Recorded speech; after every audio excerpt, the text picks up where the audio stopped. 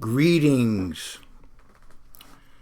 On this day, Yom HaKippurim, the Day of Atonement, Jews greet one another with the wish of a Gemar Chatima Tova, with a complete sealing for good. May the rest of the year be a blessed one. The civil year, begins on the beginning of the 7th month, and we're now in the 10th day of the 7th month on the sacred calendar. And in the 50th year, anciently, of the cycle of 50 years, on the Day of Atonement, on this day, the Jubilee was declared. This is called nowadays Yom Kippur, Day of Atonement. And there's a lot to this day, of course, so much that could be covered in terms of the significance of this day. It is one of the Moadim, one of the appointed times, commanded in Leviticus 23. And you see it also in Numbers 29. And you see it in Acts 27.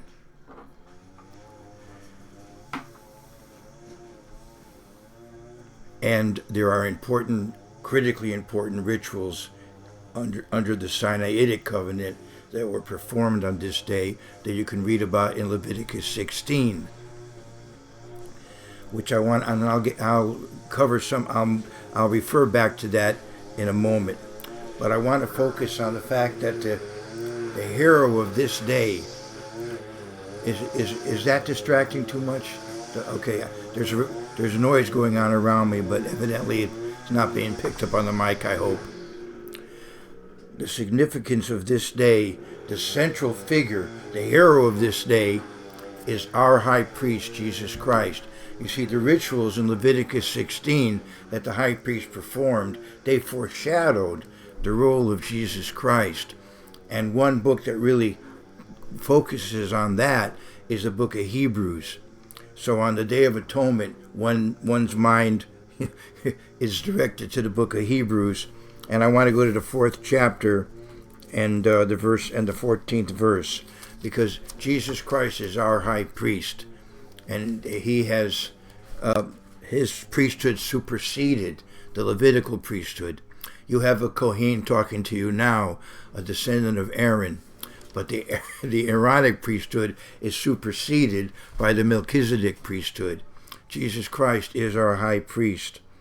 And in verse 14, the author of Hebrews writes, "Seeing then that we have a great high priest who has passed through the heavens, Jesus, the Son of God, let us hold fast our confession.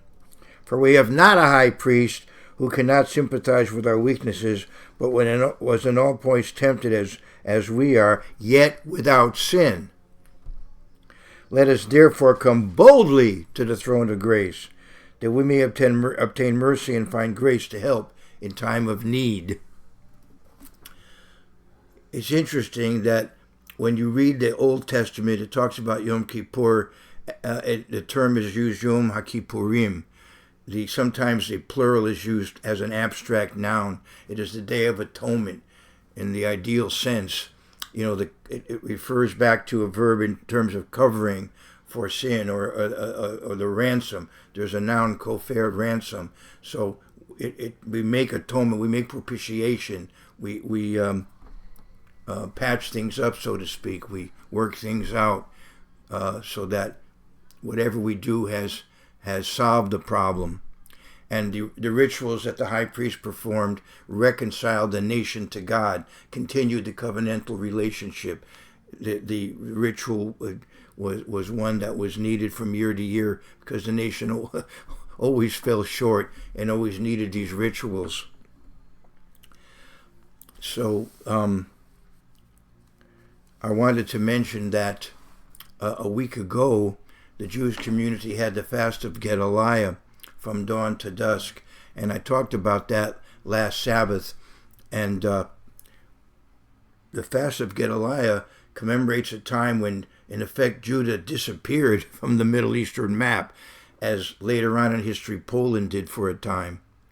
But Poland came back as a nation after World War I, and ultimately Judah from time to time, came back after the Babylonian captivity, but then was once again obliterated and scattered, and Jews continued to live in the Holy Land, but then came another rebellion and even more dispersion and massacre and slaughter, and then over time, fewer and fewer of them living in the Holy Land.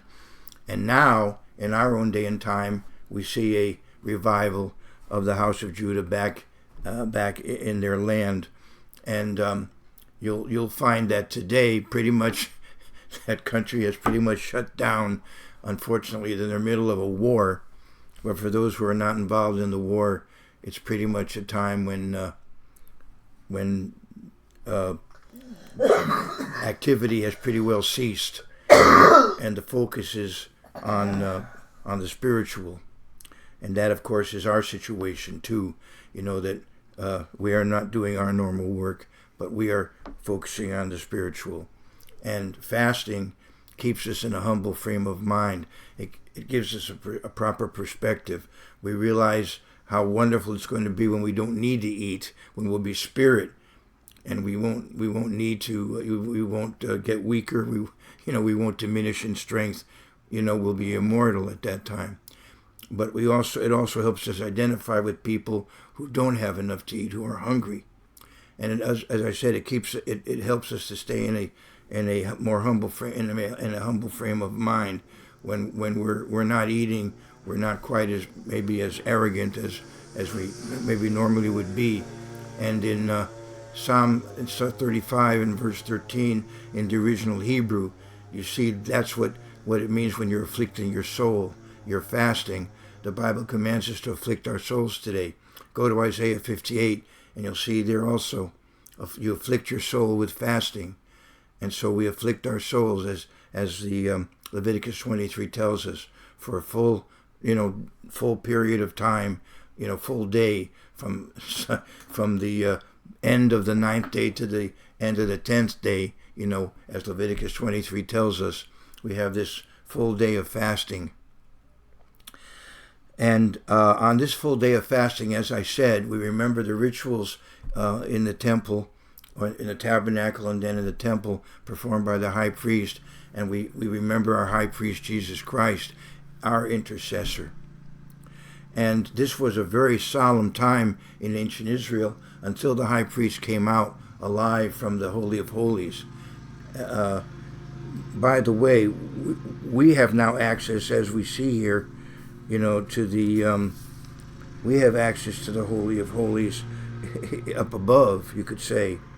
And we can come boldly, as it says here, to the throne of grace. What a wonderful gift God has given us through the sacrifice of Jesus Christ. We have access to the heavenly Holy of Holies. And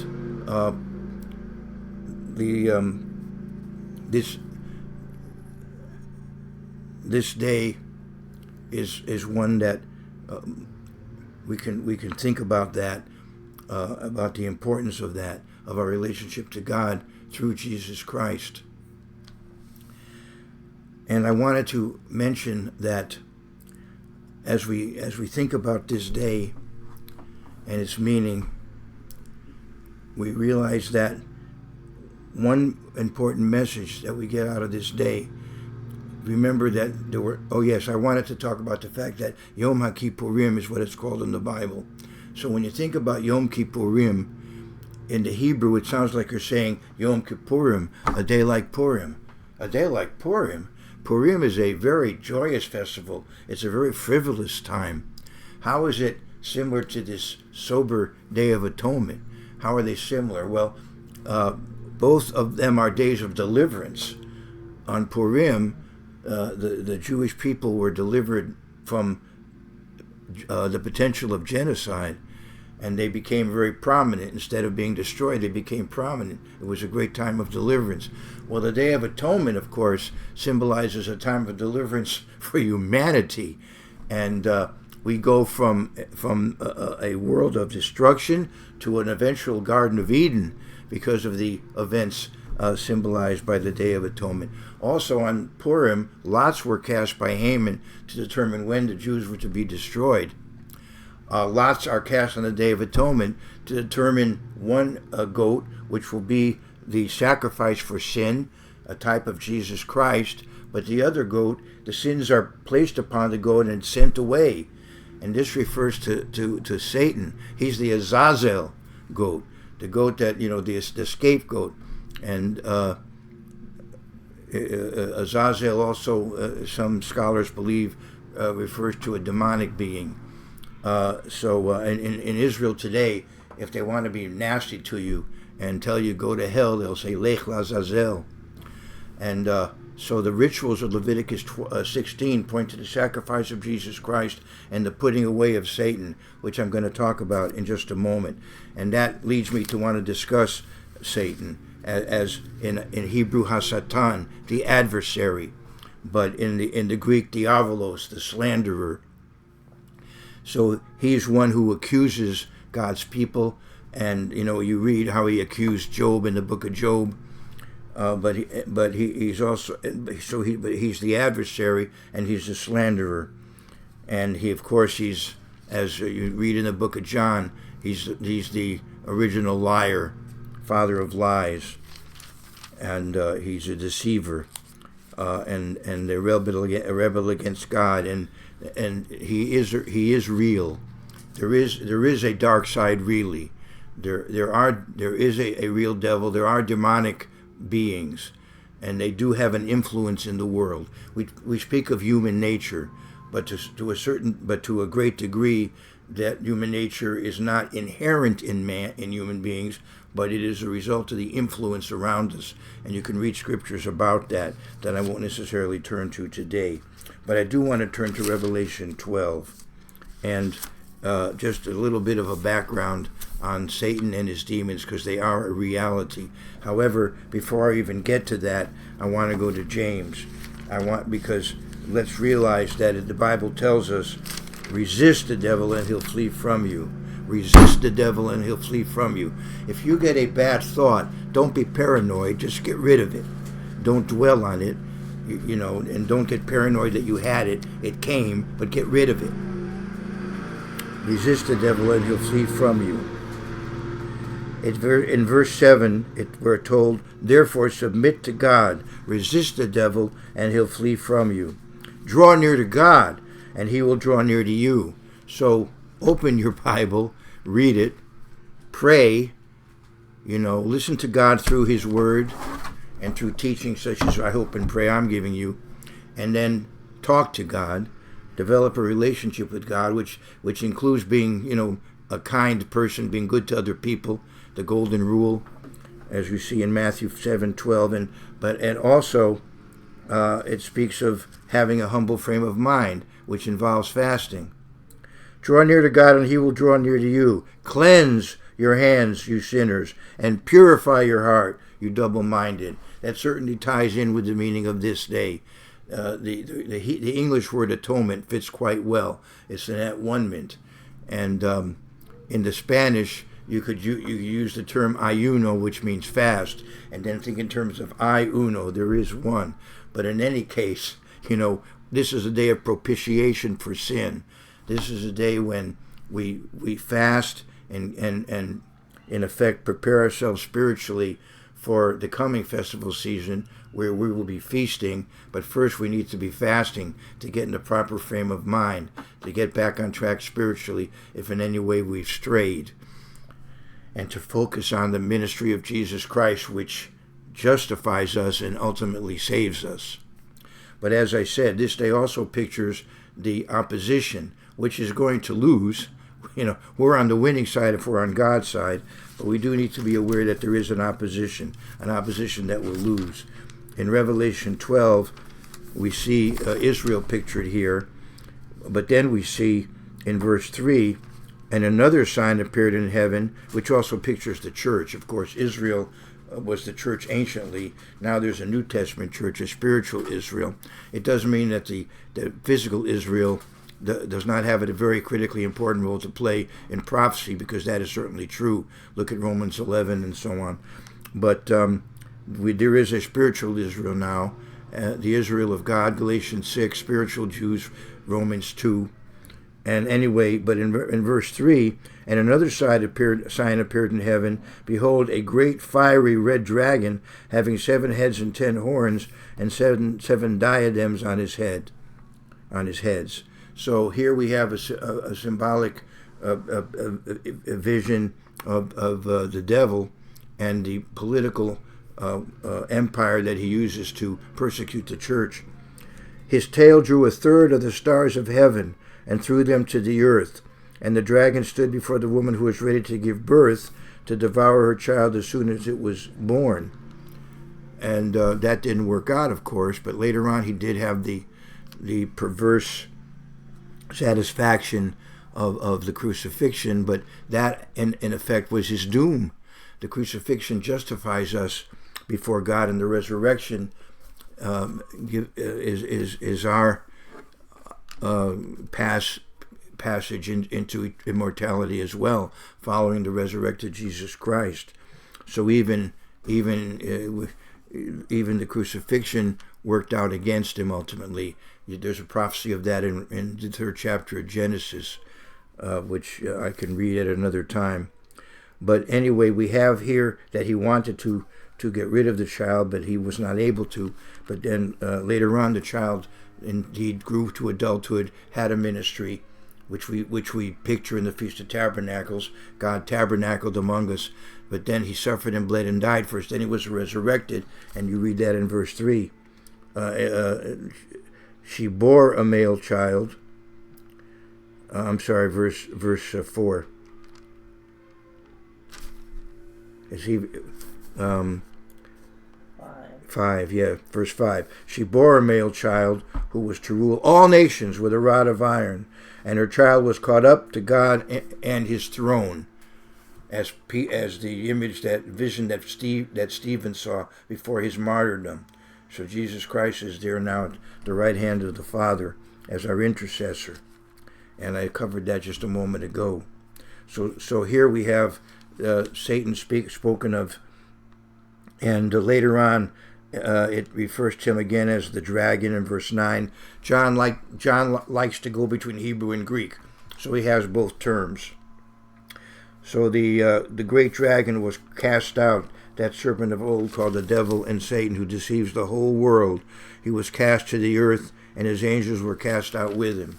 So most people don't have the actual accurate picture of God's plan of salvation. They don't understand enough now to really make a decision one way or the other. The time will come in the resurrection to judgment when those who have not had the opportunity to choose will finally, with a clear mind and a clear environment, without Satan and his demons around, with a clear mind and a positively reinforcing environment, will have the opportunity to make the right choice, and most of them will. But in the meantime, this is a world which is, as you know, heading towards self-destruction and would be destroyed if not for God's mercy.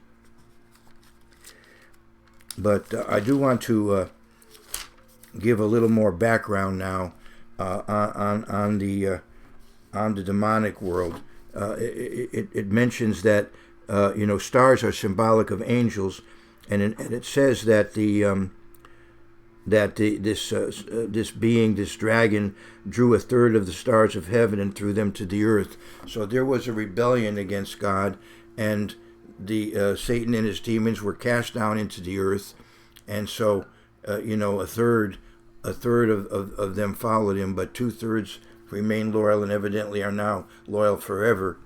These are the angels that are helping us out, that are guiding, that are protecting us. We have angels on our side. 2/3 of them are fixed and on our side, there is based on the Book of Revelation a final time when Satan again attempts to revolt against God and again is thwarted, and now he knows he has just a short time, and he's really angry at the church, at God's people who will eventually be ruling this world under Jesus Christ, and he persecutes the church very intensively, and that period is yet ahead. That isn't now. Although I will say right now Christians in general, however you want to define Christians, but those who follow Jesus Christ one way or the other, many of them are under tremendous persecution right now, and we should pray for persecuted Christians around the world, because this is a time when, frankly, that is understated in general. We don't hear enough about it, in my opinion. But I want to cover this a little more, and I want to go back to Isaiah, the 14th chapter. And when you have a dream, people kind of fade in and out, and sometimes one person kind of fades into another person who is similar. Have you ever had that experience? You're dreaming about somebody, and then it seems like somebody else is there. That a similar sort of person is there. The vision kind of goes in and out, and that's what you have here in Isaiah 14. You start with a physical ruler, with an empire, and then you also have comments that refer to the power behind the throne, the dark force behind the throne. So in Isaiah 14, in verse 3. It shall come to pass in the day of the Lord gives you rest from your sorrow and from your fear and the hard bondage in which you were made to serve, that you will take up this proverb against the king of Babylon and say. So he's talking about the Babylonians who eventually would come to conquer Judah. But now it seems like he fades up now. He goes up to the power behind the throne. And in verse 12, he says, how are you fallen from heaven, Halel ben Shachar? Who is this Halel ben Shachar? So Halel has to do with brightness, and ben Shachar, the son of the morning, or son of the dawn, son of the morning. So here he says Lucifer. He translates this as Lucifer, light bringer. Now it's this Halel ben Shachar. Some scholars believe it was a title of the planet Venus, and the planet Venus has a 19-month cycle, and it is sometimes a morning star, and then an evening star, and then it can't be seen. It's seen as the morning star, it's seen as the evening star, then it can't be seen. And this may be the symbolism of Satan, that he wanted to rise above his status, and wanted to be, you could say on the top, but eventually disappeared, or he will eventually disappear. He will eventually come to nothing. So anyway, he's referred to here symbolically, I believe. And so how are you fallen from heaven, O Lucifer, son of the morning? How are you cut down to the ground, you who weakened the nations? For you have said in your heart, I will ascend into heaven. I will exalt my throne above the stars of God, above the angels. I will also sit on the mount of the congregation on the farthest sides of the north, in the Semitic world, or in the Canaanite world, in the area, in the region where Israel lived. The north was symbolic of God's throne, of the heavenly throne, was symbolized by the term the north. On the farthest sides of the north, I will ascend above the heights of the clouds. I will be like the Most High. Well, no.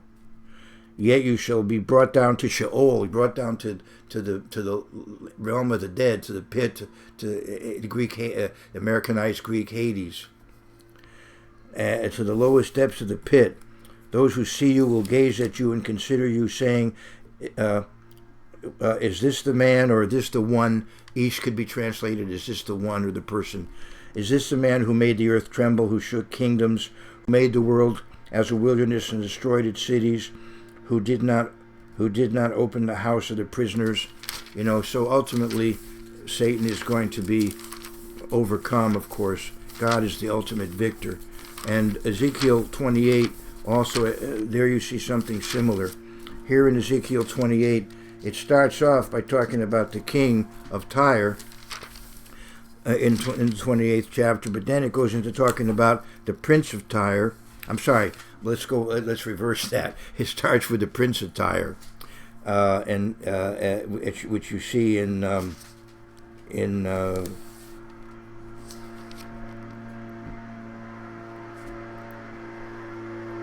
the word of the Eternal came to me, saying, Now, son of man, take up a lamentation for Tyre, and say to Tyre, You are situated in the entrance of the sea, merchant of the peoples, and many coastlands. Thus says the Lord God.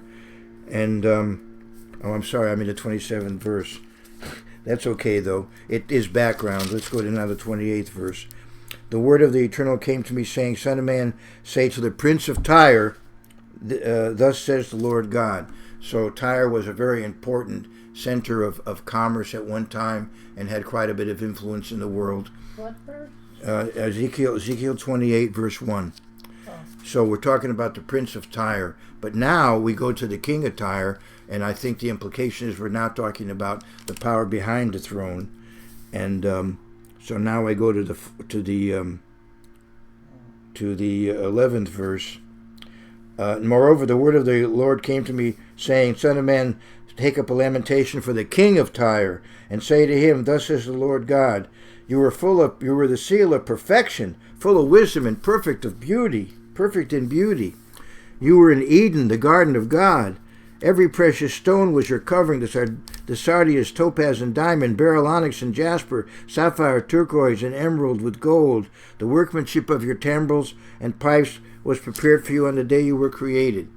Satan and his demons do influence music. Music is both a very positive force and it's also a negative force. So if there is a piece of music that affects you negatively, then don't listen to it. But don't make your taste in music into a religion either. Just case by case evaluate a piece of music for the impact that it has. If it has a negative impact, then don't involve yourself with it. But as I said, don't make your personal taste a religious issue. You were the anointed cherub who covers. I established you. You were on the holy mountain of God. You walked back and forth in the midst of fiery stones. You were perfect in your ways from the day till you were created, till iniquity was found in you. So somehow he had the option to become sinful, and he chose it and led others astray with him. And now they are irrational, and you cannot make sense out of their behavior. It is irrational and self-destructive. By the abundance of your trading, you became filled with violence within. Now I have a feeling this when referring to Satan is metaphorically talking about his interaction with others, maybe promising them things in return for their support. You'll be really a VIP if you follow me, that sort of thing. By the abundance of your trading, you became filled with violence within, and you sinned. Therefore I cast you as a profane thing out of the mountain of God, and I destroyed you, O covering cherub, from the midst of the fiery stones. Your heart was lifted up because of your beauty. You corrupted your wisdom. For the sake of your splendor, I cast you to the ground. I laid you before kings, that they might gaze at you. You defiled your sanctuaries by the multitude of your iniquities, by the iniquity of your trading. Therefore I brought fire from your midst. I devoured you, and I turned you to ashes upon the earth in the sight of all who saw you. All who knew you among the peoples are astonished at you. You have become a horror and shall be no more forever. Now, ultimately, this is what's going to happen. And I want to go now to Revelation 20. Here you see the fulfillment of the rituals that foreshadowed this event in Leviticus 16. Now you see the fulfillment in Revelation 20. Then I saw an angel coming down from heaven, having the key to the bottomless pit and a great chain in his hand. He laid hold on the dragon, that serpent of old, who is the devil and Satan, and bound him for 1,000 years. And he cast him into the bottomless pit and shut him up, and set a seal on him, so that he should deceive the nations no more till the 1,000 years were finished. But after these things he must be released for a little while. So he's restrained for a millennium, and then he is released for one last time. And I saw, and here we see that in the millennium that the saints are going to be ruling. And then later on, though, it talks about the rest of the dead. They will be resurrected to judgment after the millennium. And I want to go to verse 7. Now when the 1,000 years were expired, Satan will be released from his prison, and will go out to deceive the nations which are in the four corners of the earth. So he has one last opportunity to try to lead a rebellion against God. And it talks about Gog and Magog.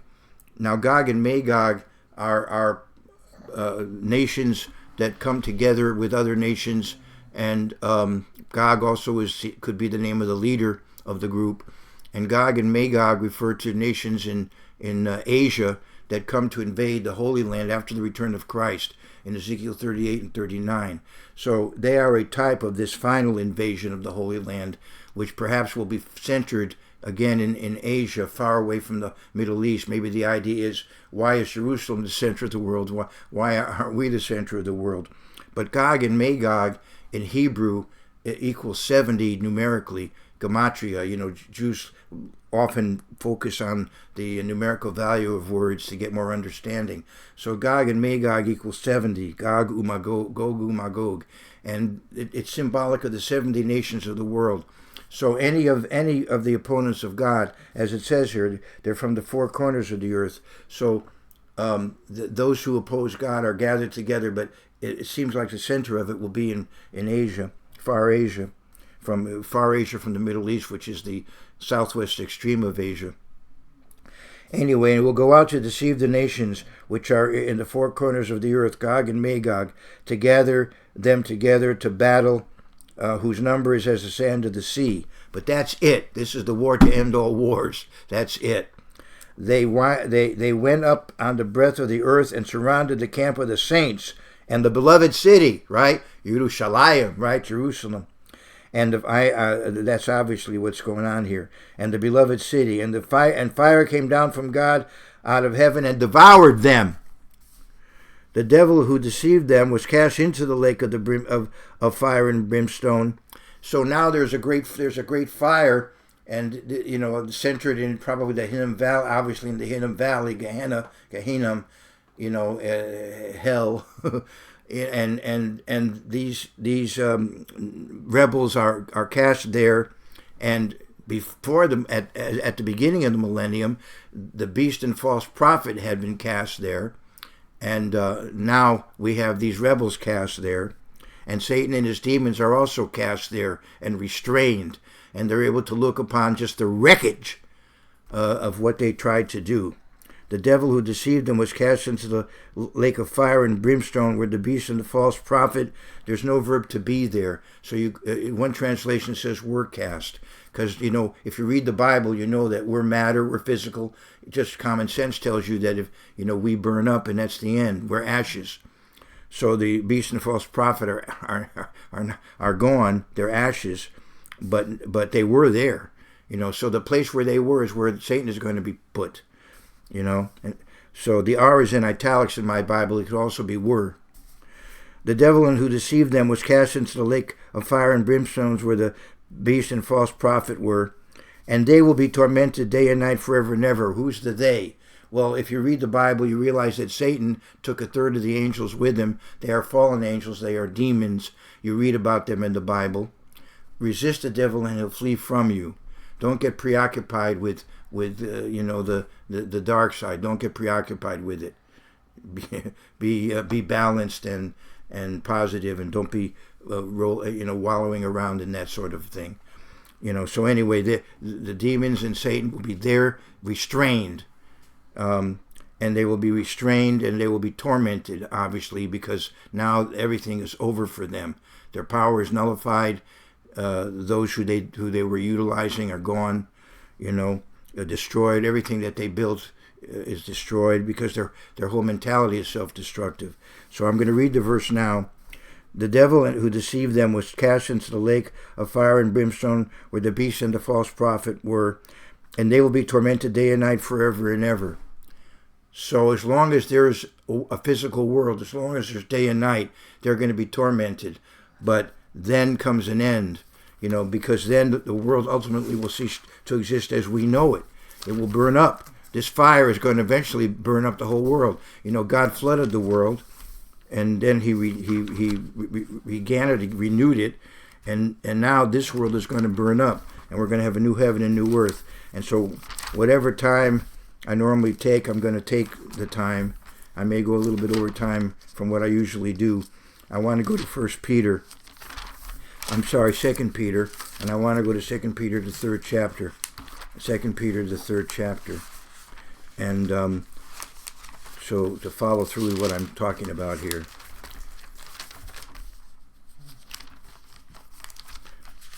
2 Peter 3:10 is where I want to go.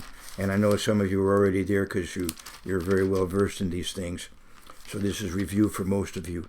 Now in 1 Peter, I want to go to 2 Peter 3 and verse 10. But the day of the Lord will come as a thief in the night, in which the heavens will pass away. So he's talking now, it starts as just a period of a year, then it expands into a millennium, and then it expands into eternity, the day of the Lord. But the day of the Lord will come as a thief in the night, in which the heavens will pass away with a great noise, and the elements will melt with fervent heat. Both the earth and the works that are in it will be burned up.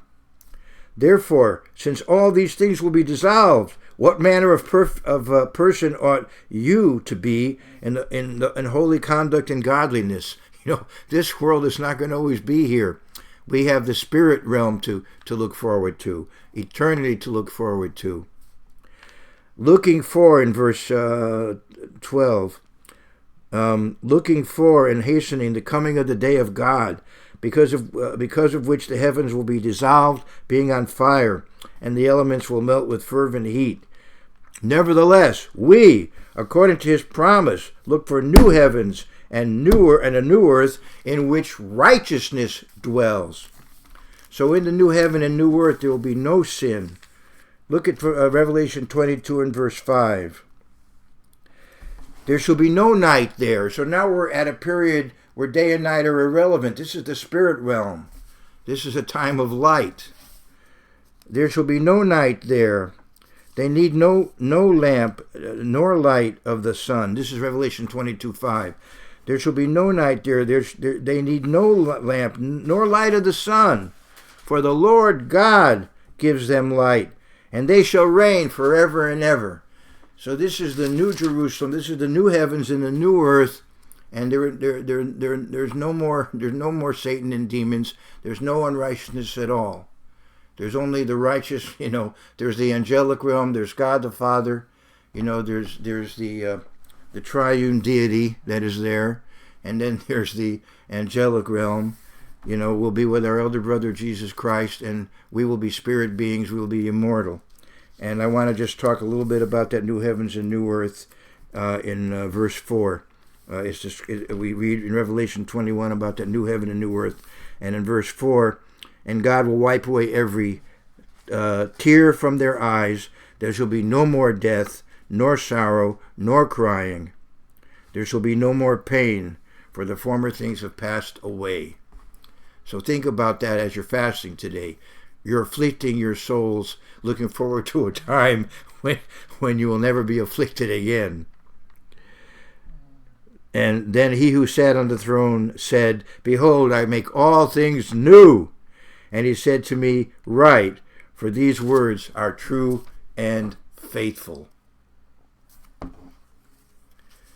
So on this Day of Atonement, we can keep these promises in mind, and we can be ultimately very optimistic about the future as we consider this Day of Atonement. All the best to you and yours.